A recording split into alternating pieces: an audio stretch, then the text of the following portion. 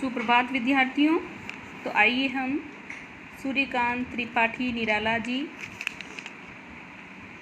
की कविता उत्साह के दूसरे भाग का अध्ययन करते हैं। विकल विकल उन्मन थे उन्मन, विश्व के निधाक के सकल जन, आए अज्ञात दिशा से अनंत के गण, तप्त धरा जल से फिर शीतल कर दो बादल गरजो। देखिए हम प्रकाश डालते हैं इनके शब्दार्थों पर। विकल का मतलब होता है व्याकुल, उन्मन कहीं मन न टिकने की स्थिति या अनमनापन, निधाग गर्मी, सकल सब या सारे को कहा जाता है, जन मनुष्य, घन बादल, धरा धरती, तप्त गर्म। तो आइए हम इसका प्रसंग भी जानें। प्रस्तुत पंक्तियों में कवि ने बादल को नई कल्पना और नए अंकुर के लिए विनाश, विप्लव और क्रांति की चेतना को भरने वाला बताया है।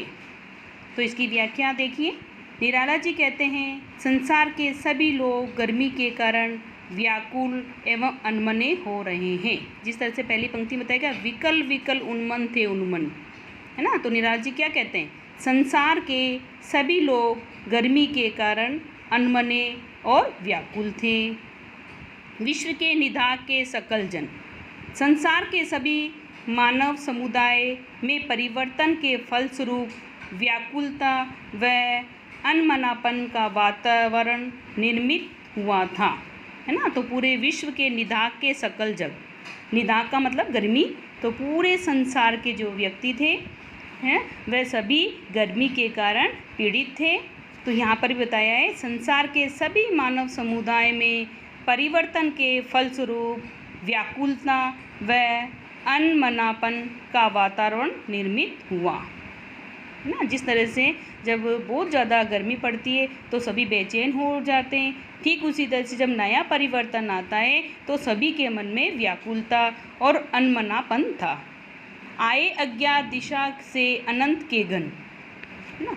तो आगे क्या कह रहे हैं, हे अनंत बादल, तुम्हारा अज्ञात दिशा से आगमन हुआ है।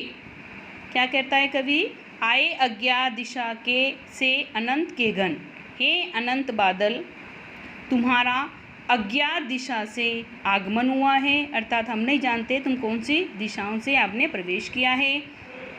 तप्त धरा जल से फिर शीतल कर दो बादल गरजो, ये धरती प्रचंड गर्मी से तप रही है, तुम जल बरसाकर इसे शीतल कर दो। जब हम अत्यधिक गर्मी से पीड़ित होते हैं, जब उस समय हम सभी आशा भरी नज़रों से आकाश की तरफ देखते हैं कि शायद वर्षा हो और हमारी इस धरती जो तवे के समान तप रही है अर्थात जल रही है ना, तो उसको शीतल कर दे ये।